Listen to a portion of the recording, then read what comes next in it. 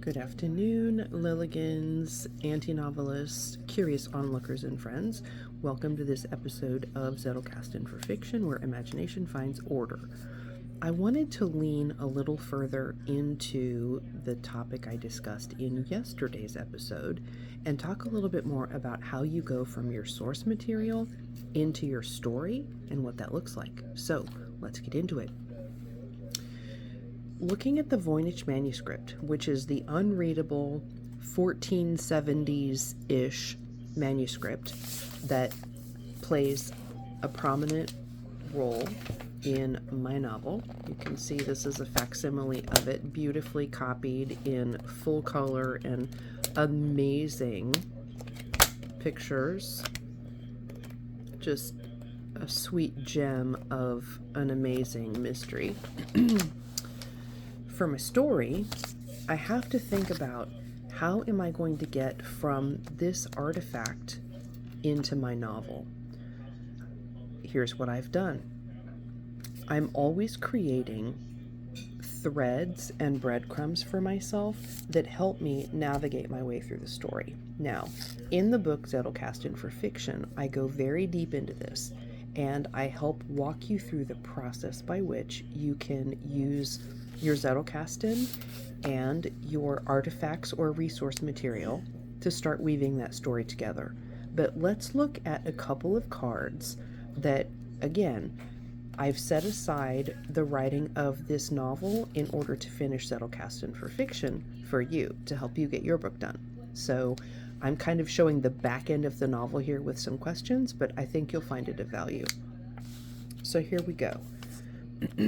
This card, 7131/1. It says, Riverbank artist helps analyze the Voynich manuscript.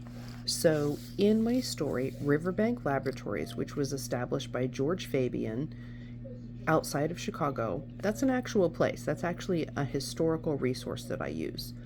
But I have obviously co-opted it for my novel. My questions are, number one, this is swiped in blue, so it tells me that my main male character, Marshall Branch, was at Riverbank. This has to do with him. Let's look here. This is swiped in green. It tells me it has to do with the Voynich manuscript. How were the pages designed? Specifically, was it dry brush? Were they sketched? I'm asking myself specific questions about how was this artifact designed? How was it completed? We don't know who did it. We don't know how they did it. We don't know what it says because the language is unreadable. There's a lot of unknowns here, which is what makes it a great addition for fiction, because there's a whole lot of wiggle room in here. I've made myself some questions.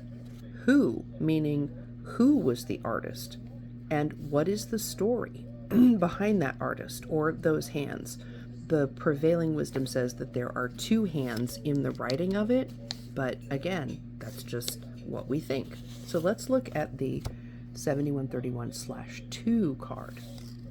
This is where I start leaving myself those threads. Remember when I showed you the cause and effect worksheet and I talked about how this cause on the left side leads to this effect on the right side? Or my character development sheet where up above I show you the details or the ideas about your character, and then down below you give yourself checkboxes for research tasks. Well, this is the same thing that's going on in, for example, this note card. I've left myself a note, Riverbank Laboratories, key analytics and scientists, ? Branch and Gretchen. So these are two key characters in my novel, and I'm asking myself in this card, how do they play into this process, which helps me understand the research that was going on around this manuscript. And then I've made myself a checkbox task. Review the technical aspects of the Voynich manuscript creation. This is how your Zettelkasten cards become your communication partner. It becomes a way to talk with yourself through the story and get those ideas down so that, number one, you don't have to hold them all in your head, because we know the words won't stay in your head forever. And number two, it helps you think through, if this is point A, how do I get myself to point B in the story? Now you might ask yourself, as I'm creating these cards, where do they go? Well, they go here. I have this little, I think it's actually a napkin holder, but I live on a cattle ranch, so I love it. And its purpose is to hold cards that I am potentially thinking about, looking at, or may have a use for. Let's look at this one. This one, card number 7133, says, power seeks power. That equals the key to the protagonist and villain relationship.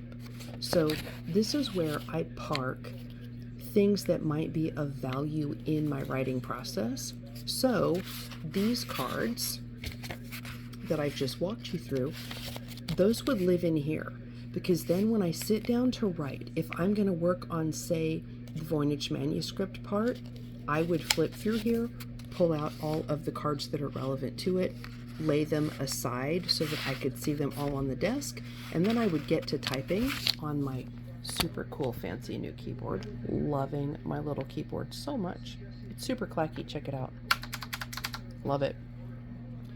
I would get to typing and thinking through, how am I going to use this information? And then I would start answering those checkbox questions that I've left for myself, and they would find their way into the draft, which, as you probably know, lives over in my Scrivener.